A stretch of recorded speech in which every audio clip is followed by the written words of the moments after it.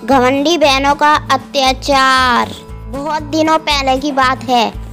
एक राज्य में एला नाम की एक सुंदर राजकुमारी थी। एक बार एला के माता पिता बहुत बीमार हो गए। एला की दो और लालची घमंडी सौतेली बहनें थीं। एला के माता पिता को ये महसूस हुआ अब वो मरने वाले हैं।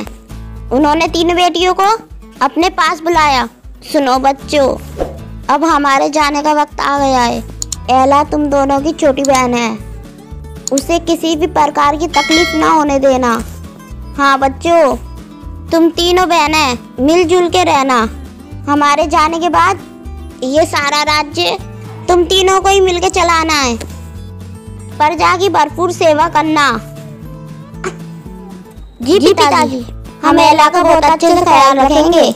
इतना बोलते ही वो दोनों प्लान त्याग देते हैं और फिर शुरू होता है दोनों सौतेली बहन द्वारा एला के ऊपर अत्याचार। एला, मेरी कमरे की सफाई जल्दी से कर, मेरे कुछ दोस्त आने वाले हैं। दीदी, मैं कैसे कमरे की सफाई करूं? मुझे तो आती ही नहीं है। वो सब हमें नहीं पता। अभी कमरे की नहीं, पूरे महल की सफाई तुम ही करोगी और अब से हम जैसा चाहेंगे वैसा करना होगा तुम्हें। लेकिन दीदी, आप चाहो तो मैं नौकरों से कह देती हूँ। इस महल में रहना है तो काम तुम्हें ही करना पड़ेगा, जैसे सभी नौकर करते हैं। दोनों बहनों के इस तरह के व्यवहार से एला बहुत दुखी होती है और रोती रहती है।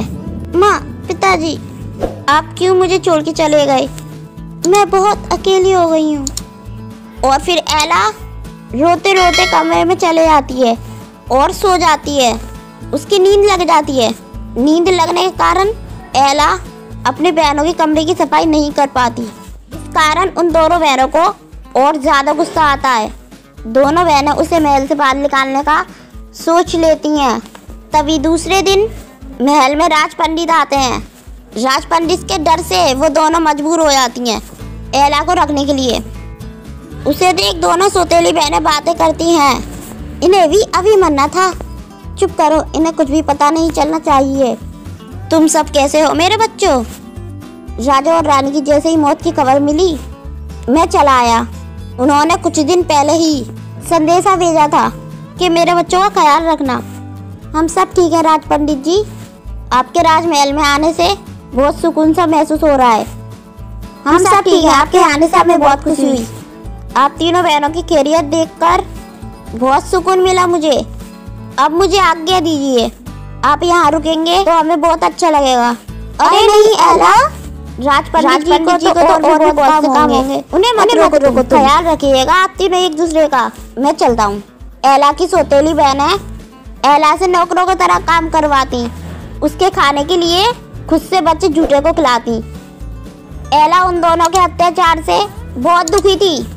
तभी एला के पिता के मित्र राजा उनके महल में आते हैं और उनसे मिलते हैं। अरे बच्चियों, कैसे हैं तुम लोग? तुम्हारे पिताजी मृत्यु से पहले मुझसे मिलने मेरे राज्य आए थे। उन्होंने ये 3 पोटली दी थी।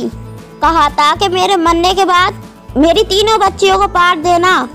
उनकी बातें सुन दोनों सौतेली बहनें बड़ी उत्सुकता से, अच्छा तो इस पोटली में है क्या? तुम्हारे पिताजी के अनुसार एक पोटली में सोना, दूसरी पोटली में चांदी और तीसरी पोटली में हीरे हैं।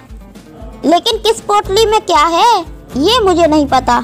हमारे पिताजी की आखिरी निशानी सोने, चांदी, हीरे, जवाहरात से कोई फर्क नहीं पड़ता। कृपया करके हमें पोटलियों को दे दीजिए। हाँ, हम आपस में बांट लेंगे। नहीं, आज बहुत रात हो चुकी है। इन पोटलियों को कल सुबह तुम तीनों में बांट दूंगा। देखना है किसके नसीब में क्या है। ऐसा कहते ही राजा, मित्र और तीनों बहनें अपने अपने कमरों में सोने चले जाती हैं। जैसे ही आधी रात होती है, दोनों सौतेली बहनें उन पोटलियों की चोरी करने राजा मित्र के कमरे में जाती हैं। और तभी राजा मित्र की आंखें दरवाजे की कुंडी की आवाज से खुल जाती हैं और उनको दोनों बहनें दिखाई देती हैं। ये क्या? तुम दोनों यहाँ क्या कर रही हो?